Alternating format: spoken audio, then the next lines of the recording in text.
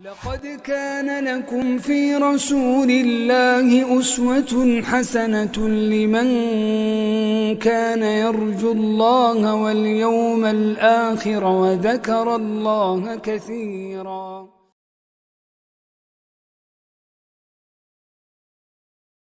إن الحمد لله نحمده ونستعينه ونستغفره ونعوذ بالله من شرور أنفسنا ومن سيئات أعمالنا من يهد الله فلا مضل له ومن يضلل فلا هادي له وأشهد أن لا إله إلا الله وحده لا شريك له وأشهد أن محمدا عبده ورسوله صلى الله عليه وسلم تسليما كثيرا. يا أيها الذين آمنوا اتقوا الله حق تقاته ولا تموتن إلا وأنتم مسلمون. يا أيها الناس اتقوا ربكم الذي خلقكم من نفس واحدة وخلق منها زوجها وبث منهما رجالا كثيرا ونساء واتقوا الله الذي تساءلون به والأرحام إن الله كان عليكم رقيبا. يا أيها الذين آمنوا اتقوا الله وقولوا قولا سديدا يصلح لكم أعمالكم ويغفر لكم ذنوبكم ومن يطع الله ورسوله فقد فاز فوزا عظيما. أما بعد فإن خير الكلام كلام الله وخير الهدى هدى محمد صلى الله عليه وسلم وشر الأمور محدثاتها وكل محدثة بدعة وكل بدعة ضلالة وكل ضلالة في النار. برادران اسلام، پردانشین ماؤں بہنوں اور چھوٹے بچوں، ہم نے سیرت النبی صلی اللہ علیہ وسلم کے پچھلے درس میں یہ پتہ کرنے کی کوشش کی تھی کہ کیسے اللہ کا کلام دلوں پر اثر کرتا ہے، جس کے ضمن میں ہم نے دیکھا کہ جب نبی کریم صلی اللہ علیہ وسلم نے وَأَنْتُمْ سَامِدُونَ فَاسْجُدُوا لِلَّهِ وَاعْبُدُوا کہا اور سجدے میں چلے گئے تو سارے کے سارے لوگ وہاں جو موجود تھے وہ سب سجدہ ریز ہو گئے. اسی طریقے سے ہمارے اندر، ہمارے اپنے سینوں کے اندر بھی توحید کا ایک چراغ ہمیشہ جلتا رہتا ہے. وہ ایمان کا نور ایسا لگتا ہے جیسے جاگنے لگا ہے، اور وہ نور ہمیں کئی مرتبہ جھنجھوڑتا بھی ہے. یہ اور بات ہے کہ ہم اس طریقے سے جب یہ دل جھنجھوڑا جاتا ہے توحید کی صداؤں سے، تو ہم میں سے کئی ہیں جو اس کو سن نہیں پاتے، اس جھنجھوڑ کو دیکھ نہیں پاتے، نوٹس کر نہیں پاتے، نتیجتاً اس کو چھوڑ دیتے ہیں، اگنور کر دیتے ہیں. یہی حال غیر مسلمین کے ساتھ بھی ہوتا ہے. کئی مرتبہ ان کی اپنی زندگیوں میں توحید دھیرے سے آ کر کے دستک ضرور دیتی ہے، مگر وہ اس دستک کو سنا انسنا کر کے، اس کو اگنور کر کے اپنی زندگی کی رنگینیوں میں، اپنی زندگی کو بہتر سے بہتر بنانے میں یا اس دنیا کو زیادہ سے زیادہ ایکوائر کرنے میں اتنے آگے بڑھ جاتے ہیں کہ اس دستک کو سن نہیں پاتے. کئی مرتبہ وہ چراغ جلتے جلتے بجھنے لگتا ہے. تو ہمیں اس طریقے سے سبق لیتے ہوئے اپنے آپ کے سینوں میں جھانک کر دیکھنا چاہیے کہ کہیں ایسا تو نہیں ہے کہ ہمارے اپنے سینوں میں بھی اس طرح کی شمع، اس طرح کا دیا ٹمٹمانے لگا ہے، بجھنے کے اس کی کگار پر ہے، اور ہم اس کو پھر وہ جو آیت آتی ہے زیتونتن لا شرقیہ ولا غربیہ، اس زیتون کے تیل سے یعنی قرآن سے ہم اپنے سینے کو منور کرنے کی کوشش کریں. اس کے بعد ہم نے یہ بھی دیکھنے کی کوشش کی کہ کیسے مظالم کے چلتے نبی کریم صلی اللہ علیہ وسلم نے صحابہ کو اجازت دے دی کہ اب وہ ابیسینیا کی طرف ہجرت کریں. یاد رکھیں پچھلے درس میں بھی ہم نے تفصیل سے بات کی ہے کہ ہجرت کرنا اتنا آسان نہیں ہوتا، اور ایسا بھی نہیں تھا کہ سب کو بول بتا کر کے ہجرت کے لیے نکل پڑے ہیں صحابہ. ان کے اپنے جو سیٹ بزنسز تھے، ان کے اپنے جو گھر تھے، جو کچھ ان کا کاروبار یا کہیں بھی امپلائمنٹ تھی، بغیر کسی کو بتائے ہوئے سب کے سب صحابہ نکل پڑے ہیں. کیونکہ اگر کسی کی دکان ہے، اگر وہ دکان بیچ کر کے یا کسی اور کے حوالے کر کے جانا چاہتے ہیں تو پھر لوگوں کے کان کھڑے ہوں گے، کیوں جا رہے ہو، کہاں جا رہے ہو، کسی اور کو دکان کرائے پر کیوں دے رہے ہو، کسی کے ہاں اگر امپلائی ہو کام کیوں چھوڑ رہے ہو، اچھا گھر پہ تالا کیوں لگانا چاہتے ہو، گھر کیوں بند کر رہے ہو. ان کے کان کھڑے ہو جاتے، پھر یہ جانے نہ دیتے. لہٰذا راتوں رات کسی کو خبر کیے بنا نکل پڑے ہیں.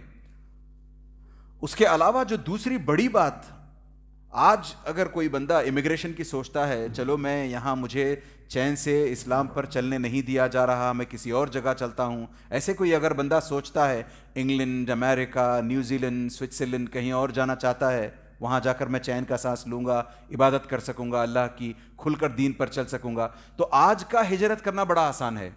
ویزا پا جانے کے بعد ٹکٹ خریدو گے، بڑی آسانی سے ہوائی جہاز کا سفر کرتے ہوئے ایروپلین میں بیٹھ کر کے سکون سے میں اور آپ پہنچ جائیں گے جہاں ہم جانا چاہتے ہیں۔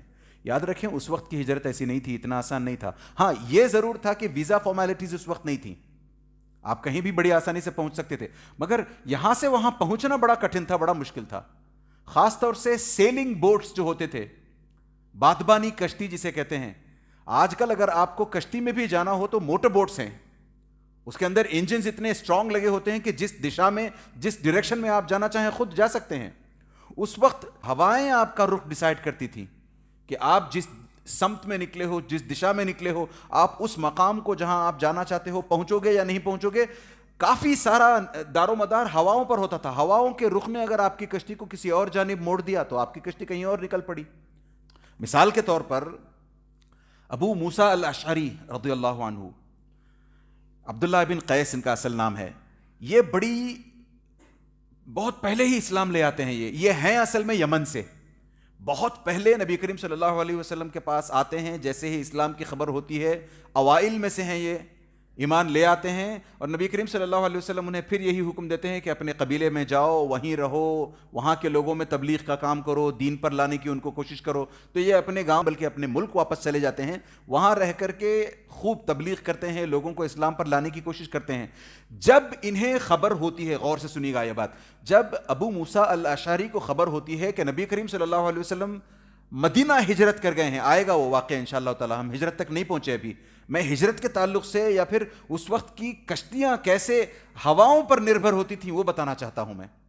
تو ابو موسیٰ الاشعری کو جب خبر ملی کہ نبی کریم صلی اللہ علیہ وسلم خود ابو بکر کے ساتھ ہجرت کرتے ہوئے مدینہ پہنچ چکے ہیں، تو انہوں نے بھی سوچا کہ چلو ہم بھی، اب دیکھیں کیسے ہوتا تھا اس وقت، ہجرت کے لیے کتنے تڑپتے تھے لوگ، اللہ کے نبی صلی اللہ علیہ وسلم کی معیت میں رہنے، ان کے ساتھ رہنے، ان کی زیر تعلیم رہنے کتنا تڑپتے تھے لوگ۔ تو انہوں نے بھی ڈیسائیڈ کیا ابو موسیٰ الاشعری نے کہ چلے ہم لوگ بھی اپنا قافلہ تیار کر کے کشتی کا انتظام کر کے نکلتے ہیں۔ 50، 52، 53 لوگ کچھ ابو موسیٰ کے ساتھ ہو جاتے ہیں، کشتی بات کر لیتے ہیں یہ لوگ، اور یاد رکھیں سیلنگ بوٹ ہے یہ، تو اس میں یہ لوگ نکل پڑتے ہیں اس غرض سے کہ چلیں یمن سے بحری راستے سے ہوتے ہوئے، سمندر کے ذریعے سے ہوتے ہوئے مدینہ پہنچا جائے۔ ہواؤں نے ایسا رخ موڑا کہ مدینہ پہنچنے کی بجائے حبشہ پہنچ جاتے ہیں یہ، جہاں پر جعفر ابن ابی طالب رضی اللہ عنہ اور دوسرے 100 سے زائد صحابہ پہلے سے ہیں۔ دیکھیں کیسا ہوتا ہے ان کے ساتھ۔ تو ہجرت کرنا، ارے آپ چلے تھے مدینے کو اور آپ پہنچ رہے ہو حبشہ کی طرف، آپ کا پھر سارا پلان دوسرے معنوں میں چوپٹ ہو جاتا ہے۔ تو اس کے باوجود بھی ہمت نہ ہارتے ہوئے جعفر کو ملتے ہیں۔ جعفر کہتے ہیں رضی اللہ عنہ کہ نبی کریم صلی اللہ علیہ وسلم نے ہمیں یہاں رہنے کا حکم دیا ہے۔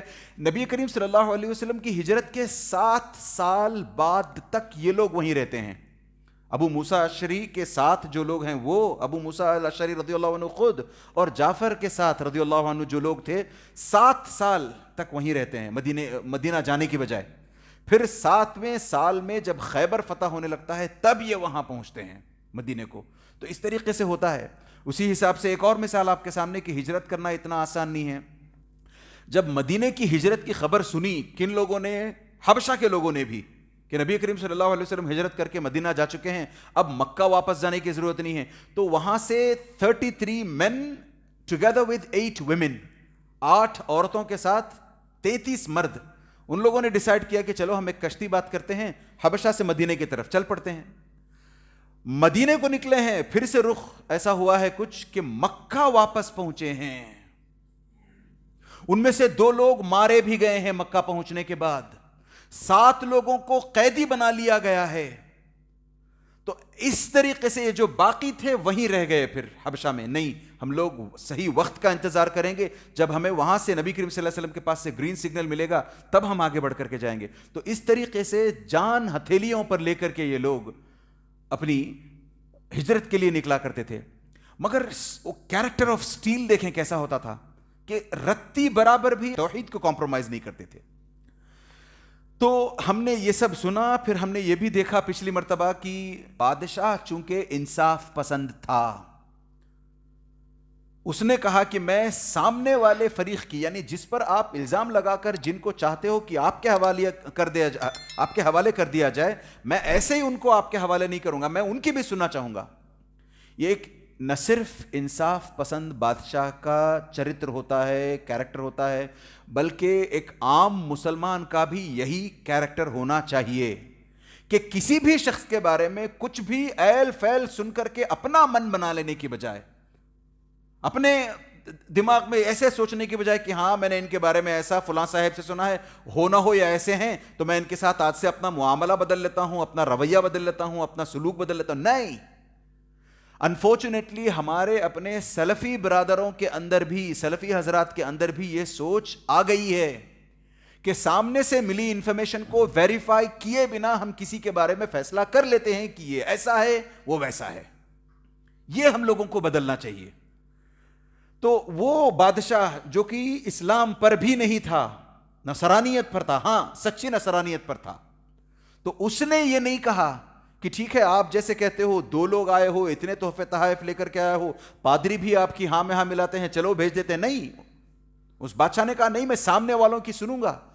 اور سامنے والوں نے یعنی مسلمانوں نے پہلے سے ڈیسائیڈ کر لیا تھا کہ ہم سب اٹھ کر کے ادھر سے ادھر سے, ایک یہ ایک وہ, نہیں, ہم میں سے اگر کوئی بات کرے گا تو صرف ایک شخص بات کرے گا. اور جعفر بن ابی طالب رضی اللہ عنہ کو انہوں نے کہا کہ آپ ہمارے سردار بنے, آپ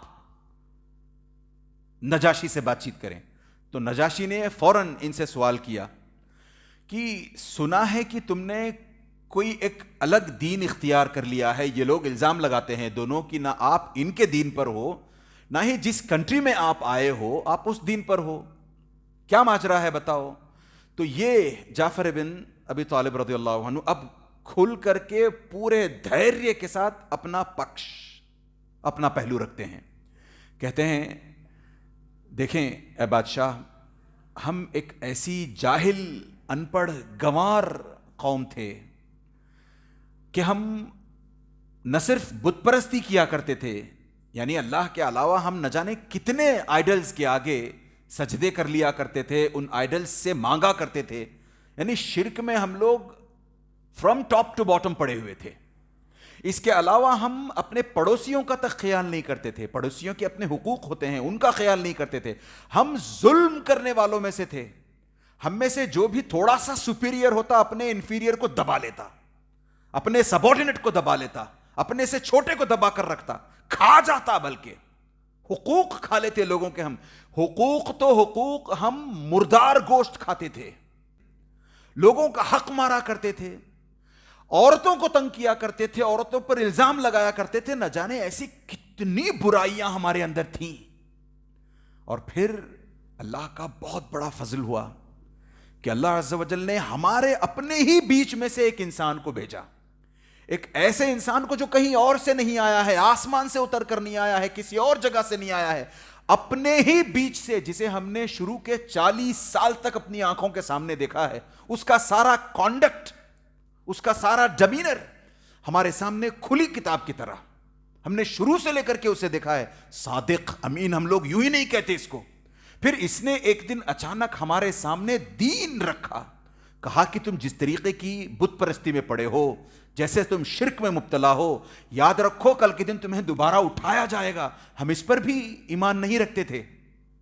تو اس نے یہ کہا, اس نبی نے آ کر کے, اس رسول نے آ کر کے ہم سے یہ کہا کہ جو تم آج کر رہے ہو, کل جب اللہ عز و جل تمہیں دوبارہ پیدا کریں گے, تمہیں دوبارہ کھڑا کریں گے, وہاں جا کر کے تمہیں اپنے کیے کا حساب دینا ہوگا. تب ہم تھوڑے سے سترک ہو گئے. پھر اس نے ہمارے اپنے آپس کے جو پڑوسی ہوتے ہیں ان کے حقوق کے بارے میں سمجھایا. اس رسول کی تعلیم کی بدولت ہم اپنے پڑوسیوں کے ساتھ بیسٹ سلوک کرنے لگے. نہ صرف اتنا ہی بلکہ ہم میں سے جو ظالم تھا اس نے اپنی طور پر ظلم چھوڑ دیا. آپس میں جو ایک دوسرے کے ساتھ ظلم والا معاملہ کرتے تھے, چھوٹی سی بات پر ہماری جو بکھیا کھڑی ہو جاتی تھی, یا ہم ایک چھوٹی سی بات کو لے کر کے جنگوں میں چلے جاتے تھے, وہ سب چھوڑ دیا ہم نے. ایک دوسرے کو معاف کرنا, ایک دوسرے کو درگزر کرنا, پارڈن کر کے نکل جانا, ایک دوسرے کے ساتھ مل جل کر رہنا سیکھا ہم نے. اس نے نہ جانے ایسی کتنی چیزیں سکھلائیں. ایمان بالغیب سکھلایا ہمیں اس نبی نے. اس نبی کی بدولت ہم اللہ عز و جل کے آگے کھڑے ہو کر کے نماز پڑھتے ہیں, اللہ عز و جل کے لیے اور صرف اللہ کے لیے روزے رکھتے ہیں. ہمارے پاس جس کسی کے پاس تھوڑا سا پیسہ ہوتا ہے صدقات زکوٰۃ نکال کے دیتے ہیں. یہ ساری چیزیں ہم نے سکھلائیں. جب ہم یہ سب کرنے لگے تو ہماری اپنی قوم کے لوگوں سے دیکھا نہیں گیا. انہوں نے کہا یہ لوگ پاگل ہو گئے ہیں. آپ بتائیں, آپ انصاف پسند بادشاہ ہو, ہم نے کوئی کسی پر ظلم کیا نہیں. اس زبردست نبی کی باتوں پر ہم ایمان لے آئے, اس کو نبی مانا ہم نے, اس کا کلمہ پڑھا ہم نے. یہ بات ان کو اچھی نہیں لگی. اس کی وجہ سے نہ صرف یہ لوگ ہم سے ناراض ہو گئے بلکہ ہم لوگوں میں سے وہ جو مسلمان کمزور تھے ان پر ظلم کرنے لگے, ان کو مارنے, طرح طرح کی تکلیفیں دینے لگے. کسی کو بھوکا رکھ کر ستاتے تو کسی کو گرم دھوپ میں لٹا کر ستاتے, ننگے بدن لٹا کر ستاتے, بڑے بڑے پتھر کسی کے سینوں پر رکھ دیتے, کسی کو پیروں میں اور ہاتھوں میں باندھ کر کے چھوٹے بچوں کے حوالے کر دیتے کہ ان کو گھسیٹ کر لے جاؤ. اور وہ مکے کی گلیوں میں ان معصوم مظلوموں کو لے کر کے گھسیٹ کر کے پھرا کرتے. آپ بتاؤ یا بادشاہ, ہم لوگ صحیح ہیں یا یہ لوگ صحیح ہیں جن کا یہ دعویٰ ہے؟ تو بادشاہ نجاشی ایک سیکنڈ کے لیے سکتے میں آ گیا. پھر اس بادشاہ نے ان سے پوچھا, اچھا تم نے اتنی ساری باتیں کی ہیں اس دین کے بارے میں, اس نبی کے بارے میں, کچھ کلام ہے تمہارے پاس, اس کا اپنا کلام, اس نبی کا اپنا کلام کچھ ہے تو سناؤ مجھے, میں بھی سننا چاہوں گا. تو جیسے ہی کلام پیش کرنے کے لیے جعفر تیار ہوتے ہیں, بادشاہ اپنے پاسٹرز کو حکم دیتا ہے کہ تم بھی اپنے اپنے صحیفے مصاحف جو ہیں زبور, انجیل, تورات کھول لو. یہاں پر جعفر ابن نبی طالب کی سوچ کی داد. اسی وجہ سے کہا کرتے ہیں کہ اگر سچے اسلام پر اور پورے اسلام پر ایک مسلمان ہو تو اللہ عز و جل ہمیشہ مدد کرتے ہیں ایک مسلمان کی. آپ پھر چاہے کیسی بھی استھتی میں ہوں, اللہ عز و جل کی مدد ضرور آتی ہے. تو یہاں دیکھیں, اور فراست ہوتی ہے اس کے اندر, فراست ایک قسم کی وزڈم ہوتی ہے اس کے اندر جو کسی غیر مسلم کے اندر نہیں ہوتی. یہاں پر اب جعفر ابن ابی طالب چاہتے تو اقرأ بسم ربک الذی, کیونکہ سب سے پہلے نازل ہوئی تھی سورت یہ, اقرأ بسم ربک الذی خلق, خلق الانسان, کیونکہ سب سے پہلے کلام. تو عام طور پر کوئی بندہ یہی سوچتا ہوگا کہ ٹھیک ہے یہی سب سے پہلا کلام ہے, میں یہی, اور اسی کلام نے ہمیں متاثر کیا ہے. یا پھر یا ایھا المدثر قم فانذر وربک فکبر, یہ, یا پھر والضحی واللیل اذا سجی. نہیں, بڑی سوچ کے ساتھ اسی وقت جعفر ابن ابی طالب نے سورت مریم کی تلاوت کرنا طے کیا. سورت مریم عیسیٰ علیہ السلام کی والدہ کے تعلق سے اور عیسیٰ علیہ السلام کے تعلق سے ہے. یعنی عیسیٰ ابن مریم کہیں تو سیدھے سیدھے کرسچیانٹی نظر میں آ جاتی ہے, آپ کی کرسچیانٹی ہائی لائٹ ہونے لگتی ہے. اور یہ بادشاہ اور اس کا کنگڈم پورے کا پورا نصرانیت, میجورٹی نصرانیت پر ہے. تو کاف ہا یا عین صاد ذکر رحمت ربک عبدہ زکریا اذ نادى ربہ نداء خفیا, یہ سورت پڑھنے لگے. تو آن ریکارڈ ساری سیرت کی کتابوں میں یہ بات آتی ہے کہ جب سورت مریم کی تلاوت جعفر بن ابی طالب کرنے لگے تو نہ صرف بادشاہ نجاشی بلکہ اس کے آس پاس بیٹھے ہوئے سارے منسٹرز اور سارے کے سارے پاسٹرز انکنٹرولبلی رونے لگے, زاروں قطار, ٹپ ٹپ ٹپ ٹپ آنکھوں سے پانی. اتنا پانی گیا ہے ان کی آنکھوں سے, اتنے آنسو بہے ہیں کہ ان کی داڑھیاں تر ہو گئی ہیں, بھیگ گئی ہیں, بلکہ ان کے جو مصاحف تھے, ان کے پاس جو اپنے صحیفے تھے وہ تک بھیگ گئے. تو نجاشی نے کہا صاف لگتا ہے کہ یہ کلام لا یخرج الکلام من مشکات واحدہ, ایسا لگتا ہے کہ دونوں کلاموں کا سورس ایک ہی ہے, اللہ عز و جل. اللہ عز و جل ہی نے تورات, زبور, انجیل نازل کی اور اللہ عز و جل ہی نے قرآن نازل کیا. انفارچونیٹلی آج ہمارے ساتھ سب سے بڑا المیہ, سب سے بڑی پرابلم یہ ہے کہ ہم قرآن نہیں سمجھتے. یہ ایک پرابلم ہے. اس کا جو کمپاؤنڈڈ پرابلم ہے وہ ہے کہ ہم قرآن کو سمجھنا نہیں چاہتے. ہم سمجھتے ہیں کہ ٹھیک ہے قرآن تبرک کے لیے ہے, قرآن نماز میں پڑھنے کے لیے ہے. آخری 5 یا 10 صورتیں مجھے آ جائیں میرے لیے کافی ہے. میں اگر آیت الکرسی جانتا ہوں میں بہت بڑا عالم ہو گیا, میں آمن الرسول اگر جانتا ہوں تو میں تو بہت بڑا ترم خان ہو گیا. یہ ہمارا اپنا عالمیہ ہے. وہاں دیکھیں وہ جیسے قرآن پڑھا جا رہا ہے روتے جا رہے ہیں, روتے جا رہے ہیں, روتے جا رہے ہیں. پھر نجاشی کہتا ہے ان 2 لوگوں کے تحفے تحائف واپس کرو. ان لوگوں نے جو بھی تحفے لائے ہیں ہمیں ان میں سے کچھ نہیں چاہیے. ارے جب میرے رب نے مجھے میری سلطنت واپس دیتے ہوئے مجھ سے رشوت نہیں مانگی, مجھ سے کچھ نہیں پوچھا, تو یہ لوگ تو وہاں سے ستائے ہوئے ہیں. یہ لوگ آئے ہیں ستائے ہوئے کر کے. ان کو بھیجنے کے لیے اگر کوئی مجھے رشوت دے میں رشوت لوں نہیں. یہ واپس سارے کے سارے تحفے واپس کر دو, ان کو واپس بھیج دو ان کو. اس وقت یہ 2 شخص عمر ابن العاص اور عبداللہ ابن ابی ربیعہ, عبداللہ ابن ابی ربیعہ تھوڑا سا نرم پڑ جاتے ہیں, کہتے ہیں ٹھیک ہے چلو چلتے ہیں یہاں سے. عمر سے کہتے ہیں چلو واپس چلتے ہیں. آفٹر آل یہ لوگ جو ہیں 100-150 لوگ جو آئے ہیں ہمارے اپنے لوگ ہیں, ہماری اپنی کمیونٹی کے ہیں. اب یہاں چین سے ہیں تو ہیں, ہم نے کوشش تو کر لی اپنی سی. اب یہ نہیں مانتے ہیں یا بادشاہ نہیں چھوڑنا چاہتا ہے تو اس میں ہمارا کیا قصور. واپس جائیں گے قریش کے سرداروں سے کہہ دیں کہ ہم نے اپنی پوری جی بھر کوشش کر لی, جان توڑ کوشش کر لی, پھر بھی نہیں بھیجتا بادشاہ, تو ہم واپس چلیں. عمر ابن العاص نے کہا نہیں, میں اتنی آسانی سے ہار مان کر جانے والوں میں سے نہیں ہوں. اب موقع ایسا ہے کہ مجھے خاموش رہنا پڑ رہا ہے. میں یہاں سے خاموش نکل تو چلتا ہوں میں, کیونکہ بازی ان لوگوں نے مار لی ہے, مگر میں کل کوئی ایسی چال لے کر کے آؤں گا کہ بادشاہ مجبور ہو کر کے ان لوگوں کو میرے حوالے کرے گا. میں کشتی میں لے کر کے ان کو واپس جاؤں گا.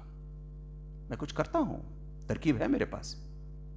پھر دوسرا دن پھر یہ واپس عمر بن العاص, آگے چل کر کے مسلمان ہوتے ہیں یاد رکھیں یہ, اور ان سے مصر بھی فتح ہوتا ہے آگے چل کر کے. تو یہ واپس آتے ہیں دوسرے دن, آ کر کے پھر سے بادشاہ کے دربار میں گہار لگاتے ہیں, کہتے ہیں اے بادشاہ میرے جانے سے پہلے بس ایک چھوٹی سی درخواست, چھوٹی سی ریکویسٹ ہے. میں ایک چھوٹی سی بات کہہ کر کے یہاں سے جانا چاہتا ہوں, زیادہ وقت نہیں لوں گا آپ کا. کیا ہے بتاؤ. تو عمر نے کہا دیکھو کل جو باتیں ہوئی سو ہوئی, کل آپ کا فیصلہ جو آپ نے صادر کیا میرے سر آنکھوں پر, مگر ذرا ان لوگوں سے بلا کر پوچھیں تو صحیح کہ یہ لوگ عیسیٰ کے بارے میں کیا خیال رکھتے ہیں, کیونکہ مجھے پتا ہے کہ یہ لوگ عیسیٰ کے بارے میں, عیسیٰ دا گاڈ ان کے حساب سے, ہاں عیسیٰ کے بارے میں ان کی اپنی باتیں ہیں, یہ بہت بری بات کرتے ہیں عیسیٰ کے بارے میں. آپ ان سے بلائیں, دریافت کریں عیسیٰ کے بارے میں کیا بات کرتے ہیں یہ لوگ, کیا اپینین ہے ان کا, پتہ کریں. تو پھر ان کی ریکویسٹ پر نجاشی نے مسلمانوں کو دوبارہ بلا بھیجا.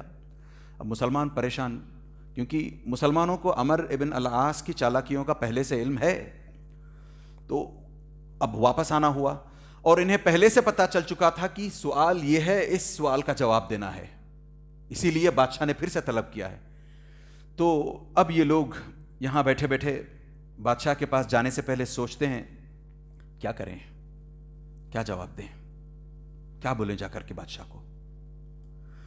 تو سب نے ایک مت ہو کر کے یہ کہا کہ نہیں, چاہے کچھ بھی ہو جائے, چاہے ہماری جان چلی جائے, چاہے ہمیں واپس عمر ابن العاص کے ساتھ بھیجا جائے, ہم صرف اور صرف سچ بولیں گے.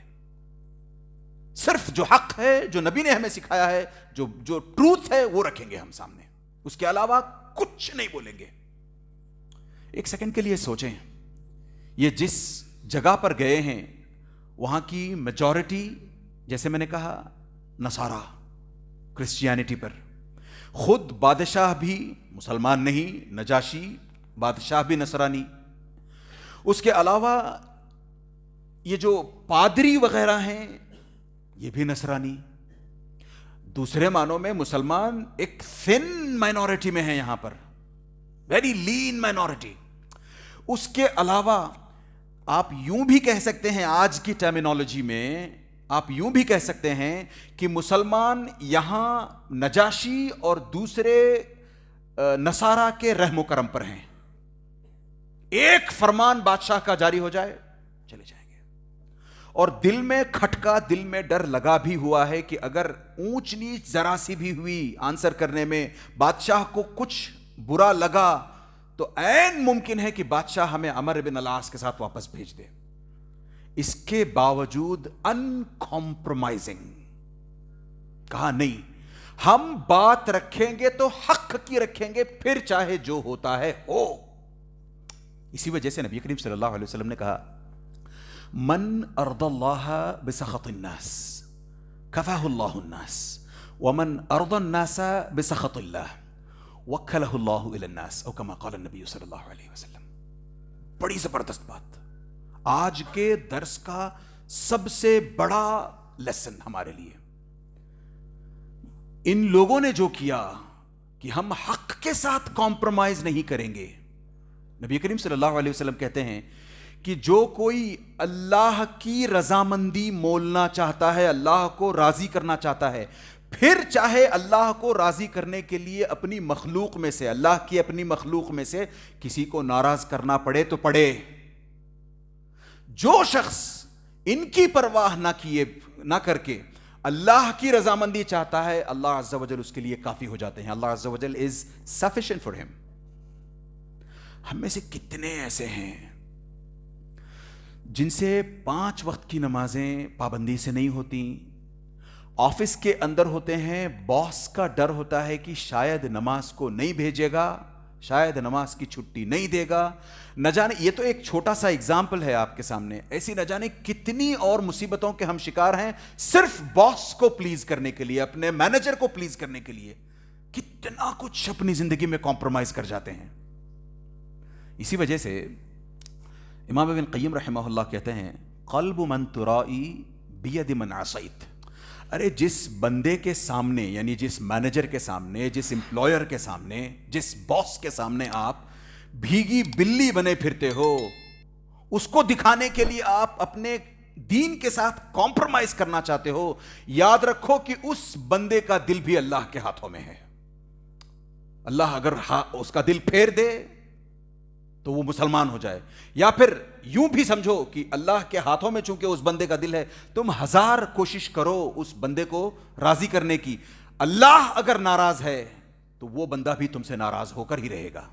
پھر چاہے تم اس کو پلیز کرنے میں کتنا بھی لگ جاؤ، اس کی دلجوئی میں کتنا بھی، اس کی چاپلوسی میں کتنا بھی لگ جاؤ. حدیث کے اگلے ٹکڑے کا یہی مطلب ہے وَمَنْ أَرْضَ النَّاسِ بِسَخَطِ اللَّهِ. جو کوئی لوگوں کی رضامندی تلاش کرتا ہے، لوگوں کو خوش کرنا چاہتا ہے، اپنے باس کو خوش اپنی بیوی کو خوش کرنا چاہتا ہے، اپنے شوہر کو خوش کرنا چاہتی ہے، اس کی وجہ سے دین میں کمپرومائز کرتی ہے، اللہ عز و جل کہتے ہیں کہ ایسے لوگوں کو اللہ عز و جل انہی لوگوں کے حوالے کر چھوڑتے ہیں. تم جانو اور تمہارے وہ باسز جانے، تمہاری وہ بیویاں جانے، تمہارے وہ شوہر جانے. اور جو لوگ اللہ عز و جل کو خوش کرنا چاہتے ہیں، کیسے اللہ عز و جل نے یہاں ان کی مدد کی ہے دیکھیں. جیسے ہی ان لوگوں نے ڈیسائیڈ کیا کہ ہم جائیں گے، حق بولیں گے، حق کے علاوہ کچھ اور نہیں بولیں گے، تو پہنچنے کے بعد سیدھے سیدھے اس نے سوال پوچھا کہ عیسیٰ کے بارے میں تمہارا کیا خیال ہے؟ انہوں نے جواب دیا ہم عیسیٰ کے بارے میں وہی رائے رکھتے ہیں جو ہمارے رسول صلی اللہ علیہ وسلم نے سکھلائی ہے. انما المسیح عیسیٰ بن مریم رسول اللہ وکلمتہ القاها الى مریم وروح منہ. کہ عیسیٰ علیہ السلام معجزاتی طور پر میراکولسلی پیدا ہوئے ہیں. عیسیٰ علیہ السلام ایک ایسے شخص ہیں جو میراکولسلی پیدا ہوئے ہیں، یعنی بنا مرد اور عورت کے ملاپ کے پیدا ہوئے ہیں، کیونکہ اللہ عز و جل نے اپنے روح کو، یعنی اپنے فرشتے جبریل کو بھیج کر کے ان کے اندر وہ کنسیو کروایا اللہ عز و جل نے پھونک کے ذریعے سے، القاها الی مریم. تو ہمارا اپنا عقیدہ ایک دم جیسے ہم خود امت وسط ہیں، میں ان کی بات نہیں کر رہا ہوں، میں ہماری بات کر رہا ہوں. وَكَذَلِكَ جَعَلْنَاكُمْ أُمَّةً وَسَطًا، اللہ عز و جل کہتے ہیں کہ ہم امت وسط ہیں. ہم نہ اس ایکسٹریم کو جاتے ہیں نہ اس ایکسٹریم کو جاتے ہیں. اس ایکسٹریم میں دیکھیں یہود کھڑے ہیں جو عیسیٰ علیہ السلام کو ولد الزنا کہتے ہیں. نبی ماننا رسول ماننا تو دور، زنا سے پیدا ہوا انسان کہتے ہیں ایک ایکسٹریم، اور ان کو مارنا چاہتے ہیں، ان کو سولی پر چڑھانا چاہتے ہیں۔ دوسری ایکسٹریم نصارہ کی ہے، جو عیسیٰ کو صرف اللہ کا بندہ اور رسول ماننے کے بجائے اس کو اللہ کا بیگوٹن سن بناتے ہیں، یعنی اللہ کا اپنا بیٹا بناتے ہیں۔ اللہ المستعان، کیسی باتیں کرتے ہو! اسی لیے نقل کفر نباشت کہتے ہیں۔ تو دو ایکسٹریمز ہیں یہ، اور ہمارا اپنا موقف یہ کہتے ہیں، یہ باتیں یہاں سے ان کی ہیں پھر، کہ ایک ایکسٹریم تو یہود کی ہے جو ایسا کہتی ہے، دوسری ایکسٹریم نصارہ کی ہے جو ایسا کہتی ہے۔ ہم بیچ میں ہیں، ہم کہتے ہیں کہ عیسیٰ علیہ السلام اللہ عز و جل کے ایک بندے ہیں، برگزیدہ بندے، میراکولسلی پیدائش ہوئی ہے ان کی، اور پھر یہ ایک زبردست رسول ہیں۔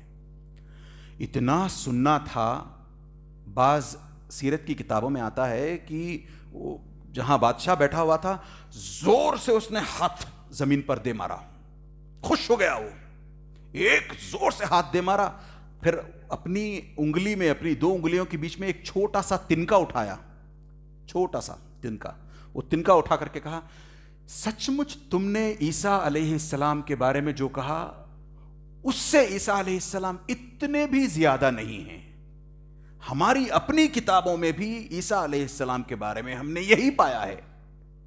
تو اس نے نہ صرف عمر ابن العاص اور عبداللہ ابن ابی ربیعہ کو واپس چلتا کر دیا، بلکہ ان سے کہا کہ آپ لوگ اب صرف کامنرز کی طرح نہیں، اسٹیٹ کا آنر ملے گا آپ کو، آپ لوگ میرے آفیشل گیسٹس ہو جاؤ گے یہاں سے۔ اسی لیے اللہ عز و جل کہتے ہیں ان مع العسر یسرا، تکلیفوں کے ترنت بعد، تکلیفوں کے ساتھ ساتھ آسانیاں چلتی ہیں۔ کہاں ایک طرف مکے میں جان کے لالے پڑے ہوئے تھے، کہاں اب حبشہ میں آ کر کی نعمتوں میں مالا مال، عام ناگرک نہیں، بادشاہ کے اپنے گیسٹ، اسٹیٹ کا آنر ملا ہوا ہے ان کو۔ تو اسی وجہ سے کہا کرتے ہیں کہ ہجرت کے بعد کے پھل میٹھے ہوتے ہیں۔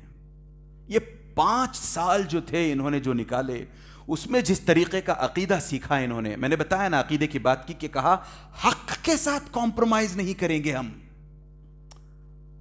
5 سال یہ کب آئے تھے حبشہ کو؟ سن 5 یا 6 ہجری میں، 5 یا 6 سال میں، اور ان میں سے کئیوں نے تو امیڈیٹلی سال اول اسلام قبول نہیں کیا ہے، دوسرے سال تیسرے سال چل کر کے اسلام قبول کرنے والے بھی ہیں۔ اس کے باوجود بھی 3 4 5 یا 6 بھی مان لیں، 6 سالوں میں ان کی ریڑھ کی ہڈی دیکھیں، ان کا اسپائنل کارڈ دیکھیں عقیدے کو لے کر کے، کتنا اپرائٹ، کتنا اسٹریٹ، کتنا اسٹریٹ۔ ہم اپنی ساری زندگیاں نکال لیتے ہیں، کوئی 20، کوئی 40، کوئی 60، کوئی 80، موت کے دہانے تک بھی پہنچ جاتے ہیں، عقیدے کی صحیح سپیلنگ تک نہیں آتی ہمیں، عقیدے کے باب میں جاننا، اس کے باب میں ڈبکی لگانا، اندر جا کر کے خوب تیر کر کے سیکھ کر کے آنا کہاں سے ہوتا ہے، ہمیں شوق ہی نہیں۔ ہمیں اپنی دنیا سے، اپنے جھگڑوں سے، اپنے آپ سے فرصت ملے تب نا۔ تو ہم لوگوں کو کوشش کرنی چاہیے کہ جب ہمارے اپنے بڑوں نے اس طرح کی مثالیں چھوڑی ہیں تو کم از کم ان کے نقش قدم پر چلنے کی کوشش کریں، ان جیسے بننے کی کوشش کریں۔ انفارچونیٹلی ہمارے ساتھ ایسا نہیں ہوتا، مگر ہجرت کے جیسے میں نے کہا اپنے پھل ہوتے ہیں۔ قرآن خود کہتا ہے والذین ہاجروا فی اللہ من بعد ما ظلموا لنبوئنہم فی الدنیا حسنہ، آگے کہتا ہے اللہ عز و جل اسی کے آگے وَلَأَجْرُ الْآخِرَةِ أَكْبَرُ، کتنا زبردست ریوارڈ۔ والذین ہاجروا فی اللہ، اور وہ لوگ جو اللہ عز و جل کے راستے میں، اللہ عز و جل کی خاطر، اللہ عز و جل کو خوش کرنے کے لیے ہجرت کرتے ہیں، ایمیگریٹ کرتے ہیں، اللہ عز و جل کہتے ہیں لَنُبَوِّئَنَّهُمْ فِي الدُّنْيَا حَسَنَةً، ہم انہیں اس دنیا میں بیسٹ جگہ عطا کرتے ہیں رہنے کے لیے، بہترین مقام، بہترین جگہ عطا کرتے ہیں رہنے کے لیے۔ لَنُبَوِّئَنَّهُمْ فِي الدُّنْيَا حَسَنَةً وَلَأَجْرُ الْآخِرَةِ أَكْبَرُ، آخرت کا اجر جو سب سے بڑا ہے وہ الگ۔ اسی وجہ سے ہم نے دیکھا کہ کہاں ایک طرف مکے میں ظلم و ستم کے شکار تھے اور کہاں نعمتوں میں پلنے لگے۔ ہمیں بھی اپنی اندرونی طور پر سے ہجرت کرنے کی ضرورت ہے، بڑی والی نہیں۔ اللہ عز و جل ہمیں ہمیشہ عافیت میں رکھے کہ بڑی والی ہجرت کی نوبت نہ آئے، مگر اللہ نہ کرے اگر نوبت آتی ہے تو ہمیں اس کے لیے بھی تیار ہونا ہے۔ آج کی ڈیٹ میں ہم سے صرف یہ مطالبہ ہے کہ ہم چھوٹی ہجرت کریں۔ ہمارے اپنے اندر کچھ بری عادتیں ہیں، ان عادتوں کو چھوڑیں۔ کسی کے تعلق سے غلط سوچنا، کسی کا مال ہڑپ کرنا، کسی پر ظلم و ستم کرنا، اپنا دھونس، اپنا روب جمانا، جھوٹ بولنا، الٹی سیدھی باتیں، جو بھی ہمارے اندر بیماریاں ہیں، جو بھی ڈیزیزز ہیں، برائیاں ہیں، ان سے بھی ہجرت کرنے کی کوشش کریں۔ برے دوست، بری سنگت، ان کو چھوڑیں۔ بری عادتیں، اکیلے میں بیٹھ کر کے یوٹیوب پر یا اس طریقے سے انسٹا پر یا کہیں اور کچھ دیکھنا، لوگوں کے سامنے ایک الگ منہ لے کر کے آنا، نہیں، یہ سب یہ ہجرت درکار ہے، یہ ہجرت مطلوب ہے۔ دس از واٹ از نیڈڈ۔ وہ بڑی ہجرت، جگہ کو چھوڑ کر کے دوسری جگہ چلے جانا، ایک کنٹری کو چھوڑ کر کے دوسری کنٹری کو چلے جانا، نہیں۔ وہ اگر ضرورت پڑے، آپ میں سے کسی کو لگتا ہے کہ میں فائنینشیل، میرا مسل اتنا زیادہ ہے کہ میں بڑی آسانی سے کسی اور جگہ جا کر اس سے زیادہ اچھے دین پر رہ سکتا ہوں، تو جائیں ہم۔ قرآن میں انشاءاللہ تعالیٰ کسی اور دن اس پر تفصیل سے بات کروں گا۔ سورۃ النساء پڑھیں، ان الذین توفاہم الملائکۃ ظالمی انفسہم قالوا فیما کنتم قالوا کنا مستضعفین فی الارض قالوا الم تکن ارض اللہ واسعہ۔ قیامت کے دن ہم سے سوال ہو سکتا ہے کہ کیا اللہ عز و جل کی زمین ایکسپینسو نہیں تھی، کشادہ نہیں تھی؟ کیوں پڑے رہے تم؟ کیوں اپنے آپ کو تم نے یہ دلاسا دے رکھا تھا کہ میں کمزور ہوں، میں نہیں جا سکتا؟ کمزور ہیں جو لوگ، کمزور ہیں وہ جانتے ہیں سچ مچ کمزور ہیں۔ تو اس طریقے کی باتیں، تو یہاں سے یہ عمر ابن العاص اور عبداللہ ابن ابی ربیعہ دونوں ناکام، نامراد، بلکہ ذلیل ہو کر لوٹے ہیں، اور ادھر واپس پہنچنے پر خبر ملتی ہے کہ حمزہ رضی اللہ عنہ مسلمان ہو گئے۔ ان کے اسلام کا بھی واقعہ، حالانکہ تاریخ سے کہیں نہ کہیں کویسچن مارک ہے اس پر کہ اوتھینٹک ہے کہ نہیں ہے کر کے، مگر واقعہ سننے لائق تو ہے، اور اس سے ہماری اپنی جانچ کریں ہم، ہمارے اپنے ایمان کا ٹٹولے ہم، اس لائق تو یہ واقعہ ہے۔ ایک مرتبہ یوں ہوتا ہے کہ نبی کریم صلی اللہ علیہ وسلم صفا کے پاس بیٹھے ہوئے ہیں، صفا کی پہاڑی، نبی کریم صلی اللہ علیہ وسلم تشریف فرما ہیں، بیٹھے ہوئے ہیں، ابو جہل پہنچ جاتا ہے، نبی کریم صلی اللہ علیہ وسلم کو اکیلے پا کر کے چھیڑ خانی شروع کرتا ہے، گالی گلوچ شروع کرتا ہے۔ دیکھتا ہے کہ نبی کریم صلی اللہ علیہ وسلم گالی گلوچ سے بالکل ان مووڈ، ان پرٹربڈ، رتی برابر بھی جنبش نہیں ہوئے، نبی کریم صلی اللہ علیہ وسلم نے ہلے۔ کیوں؟ نبی کریم صلی اللہ علیہ وسلم کا آبجیکٹو الگ ہے۔ ہمیں اگر اس طریقے سے کوئی آ کر کے ہلکے سے کچھ بھی بول جائے، ارے آپ کو نہ بھی بولے، کئی مرتبہ یہ ہوتا ہے 2 منٹ کے لیے آپ کو بس ایسے ہی بیٹھے بیٹھے کوئی گھور کر دیکھے، بپھر جاتے ہیں ہم، کیوں گھور رہے ہو، کیسی کیسی باتیں کر لیتے ہیں، فوراً جھگڑا مول لیتے ہیں ہم لوگ۔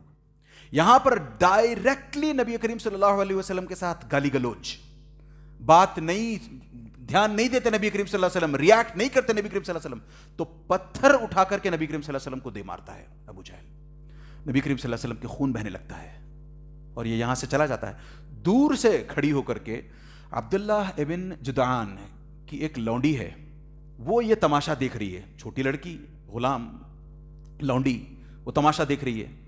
تو جیسے ہی یہ سین ختم ہوتا ہے، حمزہ سامنے سے، ابھی حمزہ مسلمان نہیں ہوئے، حمزہ سامنے سے آتے ہیں، تو حمزہ رضی اللہ عنہ کے سامنے ساری بات رکھتی ہے کہ تمہارے بھتیجے کو اس نے، ابو جہل نے آ کر کے ایسے ایسے ورغلانے کی کوشش کی، جب نبی کریم صلی اللہ علیہ وسلم نے ریاکٹ نہیں کیا تو پتھر سے مارا، خون بہنے لگا ہے۔ کہاں ہے نبی کریم صلی اللہ علیہ وسلم؟ وہ گئے ہیں۔ تو یہ سیدھا ابو جہل کا پتہ کرتے ہوئے، ابو جہل کہاں ہے، وہاں پہنچ جاتے ہیں۔ حمزہ جا کر کے کہتے ہیں اتشتم ابن ابی وانا علی دینی، ارے تم میرے بھتیجے پر ہاتھ اٹھاتے ہو، تم میرے بھتیجے کو گالی دیتے ہو جبکہ میں اس کے دین پر ہوں۔ ارے یہ میں نے کیا کہہ دیا، میں اس کے دین پر ہوں، اس کے دین پر نہیں تھے ابھی، واقعہ یہی ہے۔ تو نہ صرف یہاں پر حمزہ رضی اللہ عنہ نے یہ کہا، بلکہ اٹھا کر اپنے پاس جو تیر کمان تھا، بو اینڈ ایرو جو ہوتا ہے، وہ بو لیا، زور سے مارا، اتنی زور سے مارا کہ شاید ابو جہل کا بھی خون نکلنے لگا۔ پھر لوگ چار طرف سے جمع ہو کر کے جھگڑنے لگے، تو ابو جہل نے فوراً روکا ہے, نہیں جانے دو, ابو عمارہ کو چھوڑ دو, یعنی حمزہ رضی اللہ عنہ کو چھوڑ دو, کیونکہ میں نے سچ مچ سببت محمدن سبن قبیحا, میں نے بہت بری گالی دی تھی نبی کریم صلی اللہ علیہ وسلم کو, اس کا طیش میں آنا جائز ہے. تو اس کے بعد جب یہ قدم پیچھے کھینچتے ہیں واپس حمزہ رضی اللہ عنہ, تب سوچتے ہیں کیا کیا میں نے, نبی کریم صلی اللہ علیہ وسلم پر ایمان کی بات کہہ دی. تو فوراً نبی کریم صلی اللہ علیہ وسلم کے پاس جاتے ہیں, کہتے ہیں کہ میں نے ابو جہل سے آپ کے جو زخم لگے ہیں اس کا بدلہ لے لیا ہے, آپ خوش ہو جائیں. تو نبی کریم صلی اللہ علیہ وسلم دیکھیں آبجیکٹو کیسے, یو ڈونٹ لوز فوکس کیسے ہوتا ہے.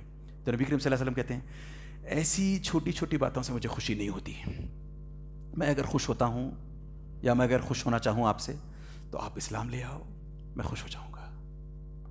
تو انہوں نے کہا کہ میں یہ کہہ کے آیا ہوں کہ میں آپ کے دین پر ہوں. تو نبی کریم صلی اللہ علیہ وسلم دعا کرتے ہیں, یہ اسلام لے آتے ہیں. ان کے اسلام لانے کی وجہ سے اسلام کو, مسلمانوں کو زبردست طاقت ملتی ہے. ہم نے دیکھا ابھی ایک چھوٹا سا نمونہ دیکھا کہ حمزہ رضی اللہ عنہ کیسے بہادر انسان ہیں, جا کر کے سیدھے ابو جہل سے بھڑ لیے. تو ان کے ایمان لانے کے بعد زبردست طاقت ملی ہے.